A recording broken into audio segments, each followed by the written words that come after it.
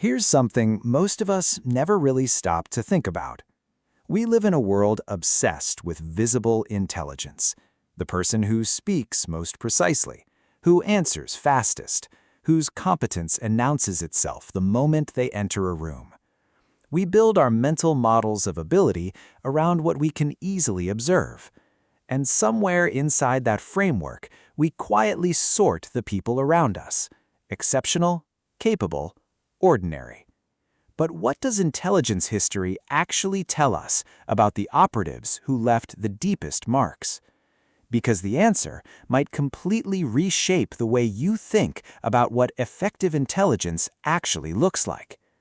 Today we're looking at the psychology of the gray man operative, the intelligence professional trained not to demonstrate capability, but to make themselves cognitively invisible. What it actually means neurologically, how that cognitive architecture functions, and what understanding it reveals about the nature of operational intelligence itself. Let's start with the concept itself. The gray man is CIA tradecraft terminology for an operative so behaviorally unremarkable that they leave no persistent trace in observers' memories. The principle is documented in declassified CIA operational manuals, including the official CIA Manual of Trickery and Deception, compiled by John Mulholland and released publicly in 2010. The gray man doesn't attract attention. But here's where it gets genuinely interesting. That invisibility isn't achieved through suppression of capability.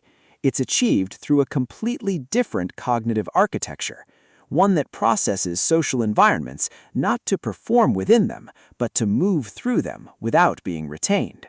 Think about how most intelligence activity is conceptualized. We imagine it as the work of brilliant, commanding presences, people whose obvious intelligence is itself the operational instrument. But consider Rudolph Abel, the KGB illegal operative who lived and worked in New York City for 9 years before his arrest in 1957. His landlady described him to the FBI as quiet, no trouble, never made an impression. His cover as an amateur photographer was so behaviorally consistent with the role that neighbors processed him as background, someone who occupied space without generating a cognitive flack. Abel wasn't suppressing a commanding presence. He had built something more sophisticated, a complete alternative cognitive profile, indistinguishable at every behavioral level from the ordinary. And here's something worth sitting with for a moment. How much of what we call effective intelligence is actually just the right kind of adaptation to a very specific operational environment?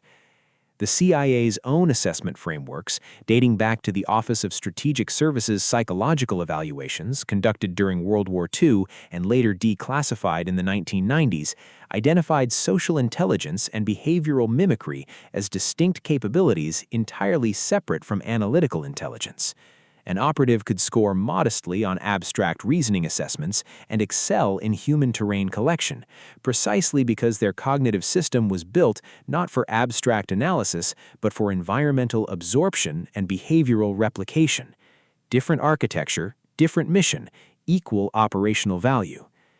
Research in behavioral psychology consistently shows that gray man operatives demonstrate strong environmental reading capability, not in the analytical sense, but in the adaptive sense.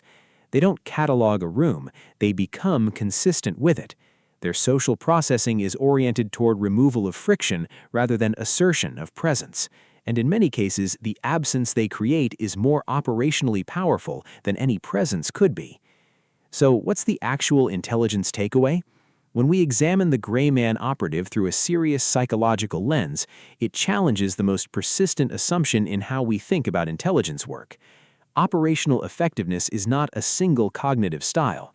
The brain is always finding the architecture suited to the mission in front of it. And perhaps the most interesting realization is this: the operatives who left the deepest intelligence footprints in history often left almost no personal one. The gray man doesn't need to be remembered. They only need to be believed.